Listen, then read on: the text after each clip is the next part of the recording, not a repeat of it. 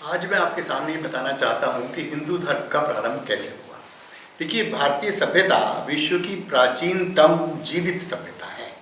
इसके समकालीन अन्य सारी सभ्यताएं समाप्त हो गई हैं। केवल एक यही हिंदू भारतीय सभ्यता आज जीवित है। पूर्व काल में इस सभ्यता का विस्तार पश्चिम में अरब की खाड़ी से लेकर Iraq, Iran, Afghanistan, Pakistan, Bharatvarsh, Burma, Siam, Java, Sumatra, Philippines आदि देशों तक और द्वीप समूहों तक रहा था। इस सभ्यता में धर्म का जो अर्थ है वो बहुत महत्वपूर्ण है और उसी से पता चलता है कि हिंदू धर्म का बेसिक क्या है। धर्म का अर्थ इसमें हमारे माना गया, यह धारयति सधर्म, अर्थात जीवन को सही प्रकार जीने के लिए जो क्रियाकलाप हमें करने के लिए आवश्यक हैं वही धर्म है और यही सनातन धर्म है।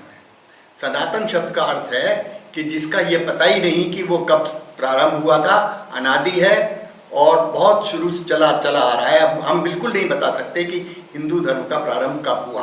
कोई नहीं बता सकता। किसी भी शास्त्र में हिंदू शब्द वर्णित नहीं है।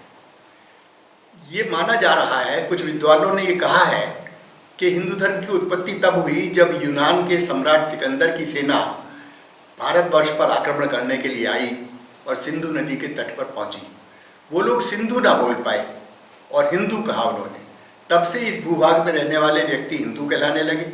फिर कालांतर में इस भूखंड के निवासियों के द्वारा पालन किए जा रहे जो प्राचीन धर्म को, सनातन धर्म को हिंदू धर्म की संज्ञा दे दी गई। अब ये जो इस धर्म को हम हिंदू धर्म भी कह सकते हैं, सनातन धर्म भी कह सकते हैं, वैदिक धर्म भी कह सकते हैं। और ये एक ऐसा धर्म है जो कि एक वटवृक्ष की तरह से है। इसके जो भी शाखाएं गिरी, जो भी शाखाएं जमीन को छुई, वो एक नया पेड़ बन गया। जैसे कि हमारे इसी धर्म से, इसी भारतीय संस्कृति में जैन धर्म प्रारंभ हुआ, बौद्ध धर्म प्रारंभ हुआ और सिख धर्म प्रारंभ हुआ। तो ये चारों धर्म भारतीय संस्कृति से ही पैदा हुए हैं और आपस में एक दूसरे से बहुत ज़्यादा मिलते हुए हैं।